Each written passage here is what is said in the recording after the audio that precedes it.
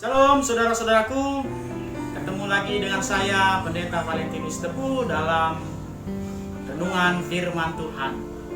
Firman Tuhan diambil dari Markus 6 ayat 11. Beginilah firman Tuhan.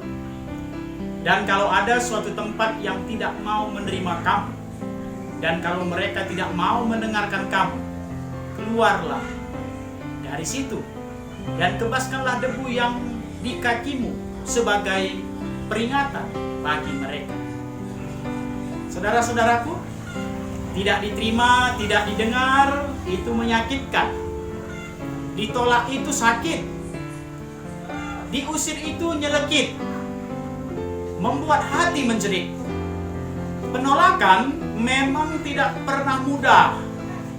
Banyak orang gagal move on karena ditinggalkan, ditolak.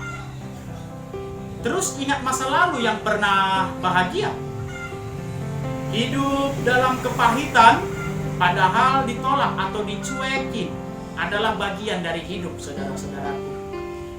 Murid Tuhan saja ditolak saat melakukan pelayanan. Tuhan Yesus yang banyak melakukan mujizat-mujizat, yang menolong dan menyembuhkan sesama juga ditolak. Yesus sampai tidak diakui oleh bangsanya sendiri. Bahkan sampai menanggung penderitaan, mati di kayu salib, saudaraku, oleh karena ditolak manusia.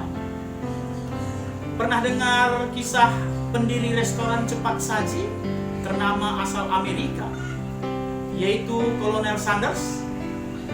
Masa kecil Sanders tidak terlalu beruntung. Ditinggal mati ayahnya di usia 7 tahun. Dan harus menjaga adiknya karena ibunya tidak sanggup bekerja. Ini membuatnya mahir dalam memasak bagi keluarga. Setelah menjalankan hidup dengan berbagai macam profesi, dari bekerja di pertanian, juru parkir, sampai menjadi tentara, ia akhirnya pensiun. Namun saudara-saudaraku, lama-kelamaan uang pensiunannya tidak cukup. Tunjangan pensiunannya semakin tipis. Ia berencana menawarkan resep ayam gorengnya yang disukai teman-temannya untuk membiayai hidup di masa tuanya. Keluar masuk restoran, menjajakan resep. Ia ditolak sebanyak 1009 kali. Ia tetap move on. Dan akhirnya ada yang membeli resepnya. Sekarang, saudara-saudaraku, Sanders berhasil membuka restorannya sebanyak 18.000 outlet di seantero dunia ini. Belajar dari kisah ini, apa yang harus kita lakukan jika ditolak? Ya, tinggalkan saja mereka. Hidup harus terus berjalan. Tetap pandang pada Tuhan Yesus. Jangan terus merasa diri sebagai korban atau meratapi nasib dalam kesedihan. Kasihan sekali kalau karena ditolak kita jadi merasa tidak layak, sehingga tidak punya semangat untuk maju ke depan. Stop yang demikian. Ayo move on. Berhentilah menangis untuk hal-hal yang tidak layak ditangisi. Berhentilah berjuang untuk sesuatu yang tidak layak diperjuangkan. Jangan terus menyesali yang sudah terjadi.